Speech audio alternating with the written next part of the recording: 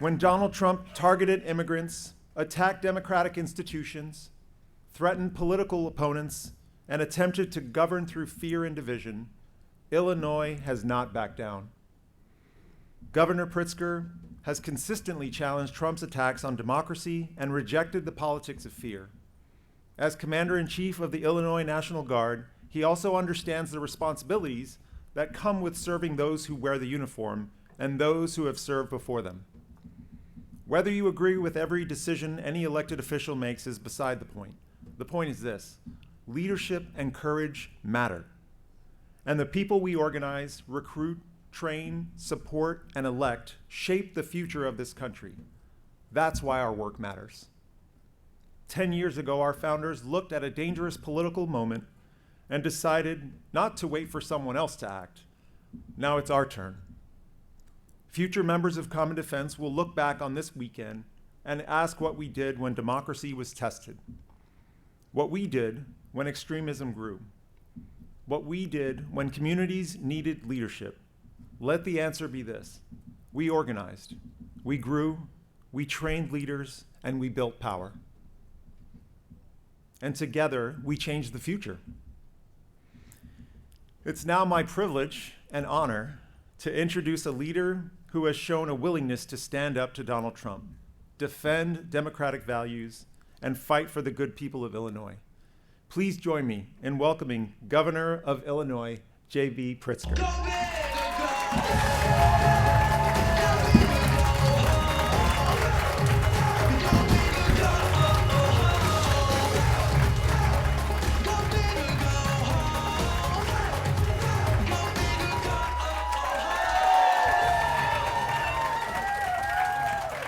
Thank you. Please sit.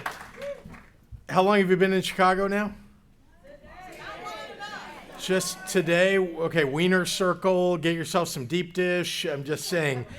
Thank you very much, Jose. Thank you for the very kind introduction, and truly for your outstanding leadership of Common Defense.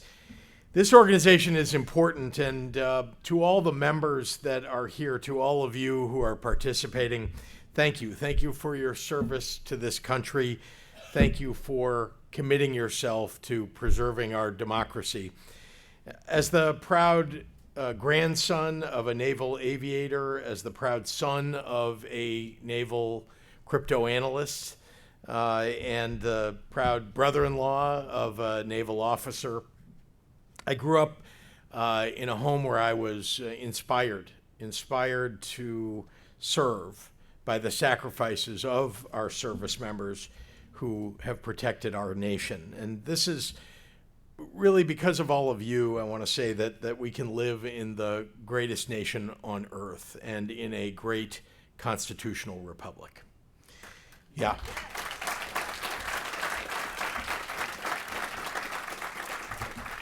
Like so many veterans, your dedication to protecting our nation didn't stop with your active duty service.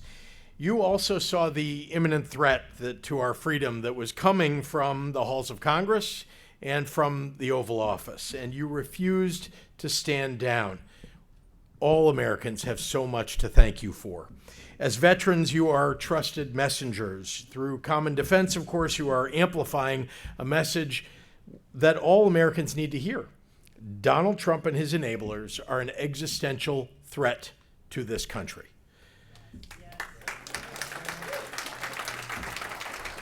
I think everyone here knows that here in Chicago, well, we've had a lot of things happen over the last year.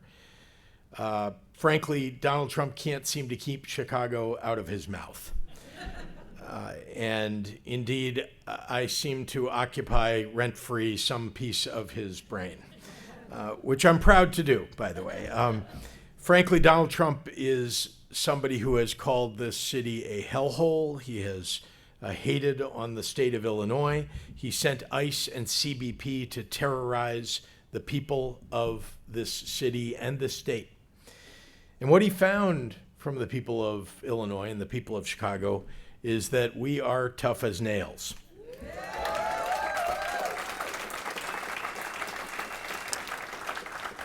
We don't turn on our neighbors. Nope. We don't bend to authoritarians, and we don't look away when our constitutional republic is under threat. Donald Trump has attempted to federalize the Illinois National Guard. Indeed, you may have seen, not only did he try to federalize and use the Illinois National Guard on the streets of our city, but he also federalized the California National Guard. He federalized the Texas National Guard, tried to use them also in Chicago. It was an insult to service members who swore an oath to the Constitution on behalf of all of the states involved, indeed all the states of this union. The land of Lincoln took Donald Trump to the Supreme Court, and we stopped the military invasions of cities all across this country.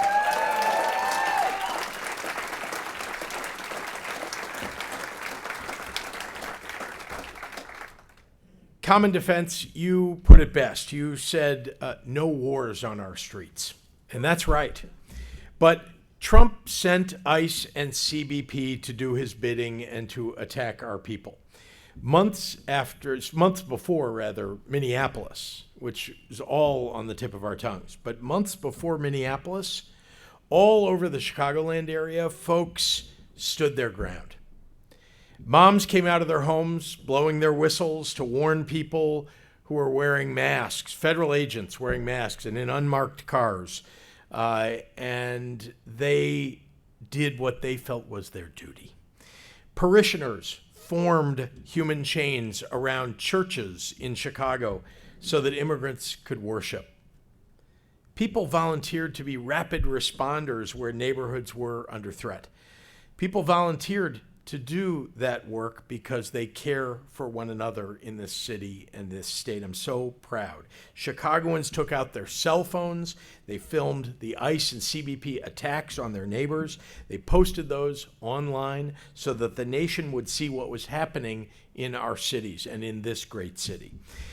I created the first accountability commission in this country, here in the state of Illinois, to gather evidence of wrongdoing here by ICE and CBP so that we could hold them criminally and civilly liable when we are able.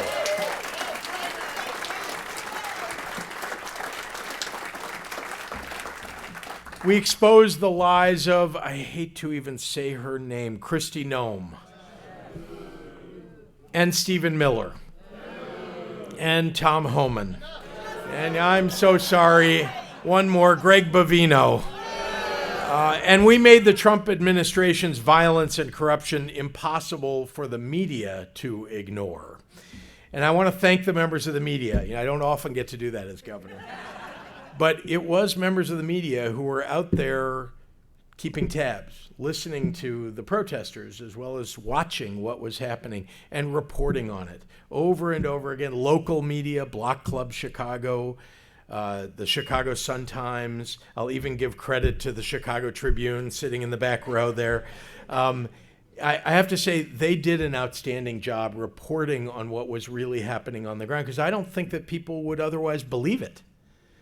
Right? It's not something, I don't know about you, but I had never seen anything like this in any American city during the course of my lifetime, and I'm probably older than most people in this audience. So at a time when institution after institution capitulated to Donald Trump, Illinoisans stood up, and we showed the nation here that we don't fold just because the most corrupt president in the history of this country threatens us. There is a better way. There's a more courageous way, and I'm really proud that Illinoisans chose courage, as all of you have. And I do want to, from the bottom of my heart, say thank you and express my gratitude, because I know it is challenging. You have served this country. You took an oath, and you're following that oath. And you're not following that oath because you're following an authoritarian or a dictator or someone who wants to be a king. You're following the oath because it's an oath to the Constitution. And it's in this moment when we're about to celebrate the 250th anniversary of the founding of this country, you are doing what the founders would have asked you to do. And I want to just express to you how much that means to me.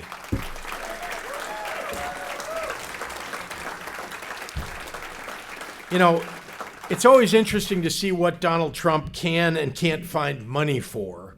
Not enough money for Medicaid or SNAP benefits or for the VA, and yet somehow enough money to send ICE and CBP into our streets, to build a gilded ballroom at the White House, to hire the worst contractor in history to renovate the Lincoln Memorial reflecting pool. A contractor, by the way, ironically named Greenwater Solutions. And of course, he found plenty of money for misguided wars that send our troops into harm's way. So many of us have sat in horror in the face of Donald Trump's actions as commander-in-chief and watched and deeply concerned, wondering, how are we going to repair this country? He hosted, events with some of the worst characters of this nation at the White House, of all places. He posted insane threats against Iran on his social media, saying, a whole civilization will die tonight. That's a good way to start a world war. And now he seems on the verge of capitulating to Iran's demands. That whether you liked or didn't like the JCPOA, what he's now negotiating is basically a return to something he got rid of, the JCPOA. And I'm not sure he's going to get it either. It's past time, honestly, that we invoke the 25th Amendment.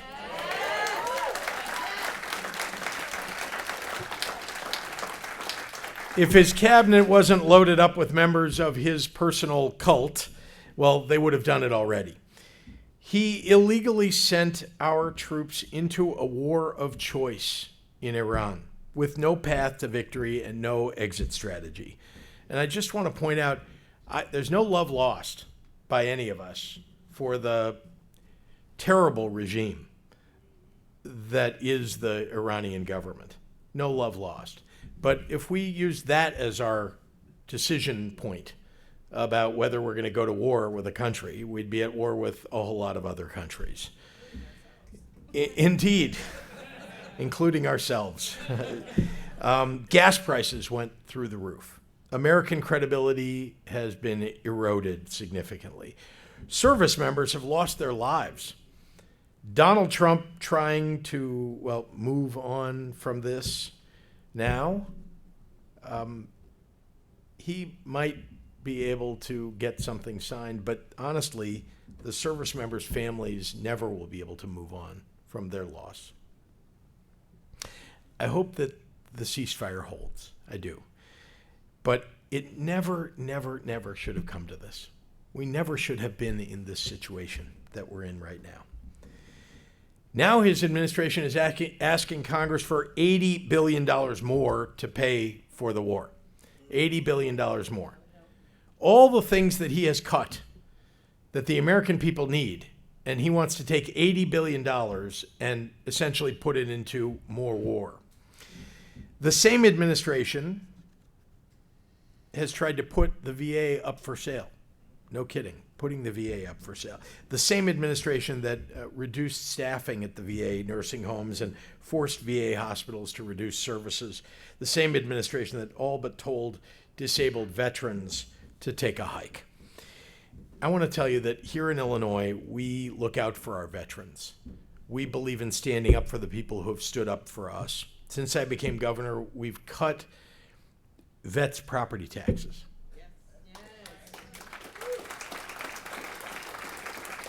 We improved the navigation, the navigators for veterans so that they can get the rightful benefits that they've earned from the federal Veterans Administration. And we've invested in new veterans homes across the state. Indeed, I cut the ribbon on opening the new, very new Chicago Veterans Home, which we never had before. We had veterans homes across the state, but never in the city of Chicago. Finally, we cut the ribbon on that, and we opened another new one in Quincy, Illinois, replaced the one that was there. So I'm very proud to stand up for those veterans who are retiring and need a place to live. Mark my words, when Democrats take power back in Washington, we are going to start by de-doging the Department of Veterans Affairs.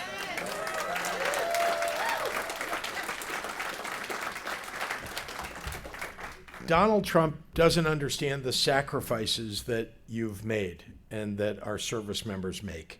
In fact, Private Bone Spurs is too spiritually rotten to understand why a person would ever make any sacrifice for this country. He hasn't. He hasn't. Indeed, he's enriching himself at everyone else's expense. As veterans, you have everything that Donald Trump does not have.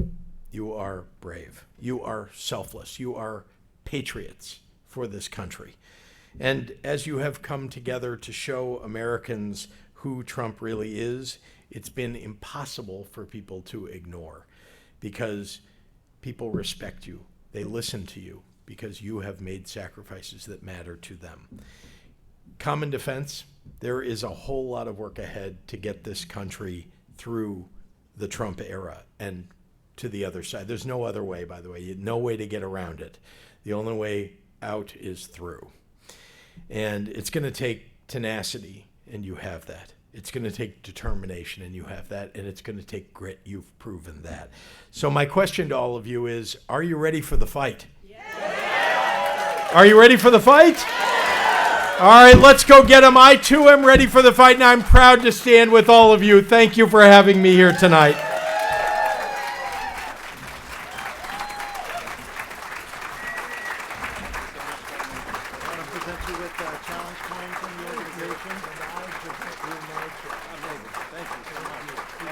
Take a selfie with the crowd.